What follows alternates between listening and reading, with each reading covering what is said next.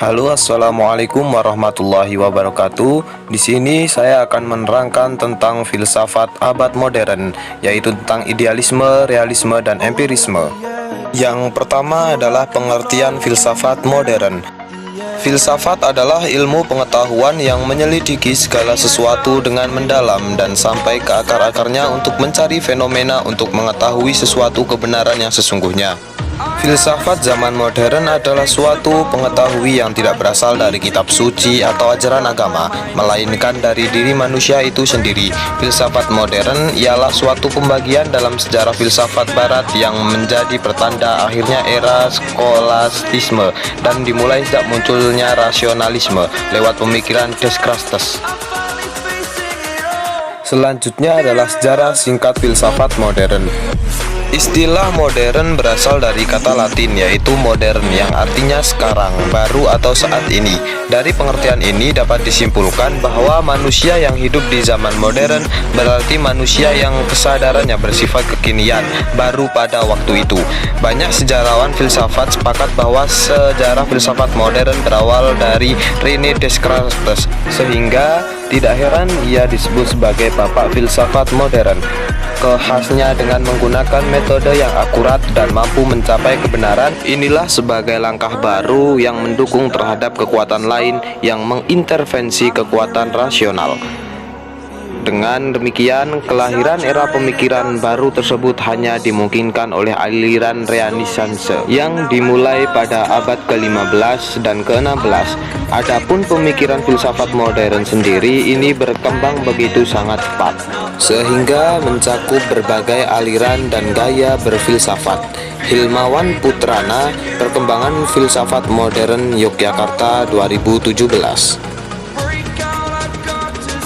Dalam konteks sejarah filsafat, masa modern dimulai oleh René Descartes yang melopori gagasan-gagasan filosofis yang menekankan pada otonomi akal budaya manusia. Dua aliran yang tampil perdana dalam masa modern yakni rasionalisme dan empirisme. Konflik dari dua pandangan itu membuahkan pijaran baru dalam masa pencerahan sepanjang abad ke-18 dan 19. Dengan demikian, sejarah filsafat modern berada di tengah lintasan sejarah filsafat barat dan merupakan masa di mana filsafat menemukan otonominya.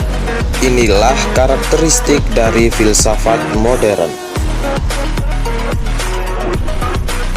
Karakteristik filsafat modern. Lahirnya metodologi baru pada era ini mengakibatkan terjadinya pergeseran paradigma filsafat. Manusia lebih merasakan dan menyadari adanya potensi pada dirinya untuk menentukan kebenaran. Pranaka menyatakan bahwa zaman modern ini telah membangkitkan gerakan Aufklärung, yaitu suatu gerakan yang meyakini bahwa dengan bekal pengetahuan manusia secara natural akan mampu membangun tata dunia yang sempurna. Semua itu menunjukkan bahwa perkembangan filsafat berjalan dalam dialektika antara pola absolutisasi dan pola relativisasi yang ditandai dengan lahirnya aliran-aliran dasar lainnya. Yang selanjutnya yaitu ciri-ciri filsafat modern. Filsafat modern berkenaan dengan perubahan dalam bentuk-bentuk kesadaran atau pola-pola berpikir. Bentuk kesadaran modernitas dicirikan dengan tiga hal, yaitu subjektivitas, kritik, dan kemajuan. Dengan subjektivitas yang menyadari bahwa manusia dirinya sebagai subjek, yaitu sebagai pusat realitas yang menjadi ukuran segala sesuatu. Dengan kritik resiko tidak hanya bersumber dari pengetahuan, melainkan juga menjadi kemampuan praktek untuk membebaskan individu dari pihak yang berwenang. Yang selanjutnya yaitu adalah tokoh filsafat modern. Yang pertama yaitu Spinoza. Spinoza adalah seorang filsuf besar yang paling dihargai dan dihormati. Beliau lahir di Amsterdam pada tanggal 23 November 1632 dengan nama Breuch de Spinoza dengan nama kecil Bento. Dan yang kedua adalah Hegel. Hegel adalah seorang filsuf terbesar pada abad ke-19. Hegel menggunakan metode dialektika untuk menjelaskan filsafatnya. Proses dialektika terdiri dari 3 fase. Fase yang pertama yaitu tesis, yang kedua yaitu analisis, dan yang ketiga adalah sintetis. Tokoh yang selanjutnya adalah Immanuel Kant. Kant adalah seorang filsuf yang mampu menduduki kembali kedudukan masing-masing dari akal dan iman pada posisinya masing-masing. Dan tokoh yang terakhir yaitu adalah John Locke. John Locke adalah seorang filsuf kelahiran Inggris yaitu di Warrington.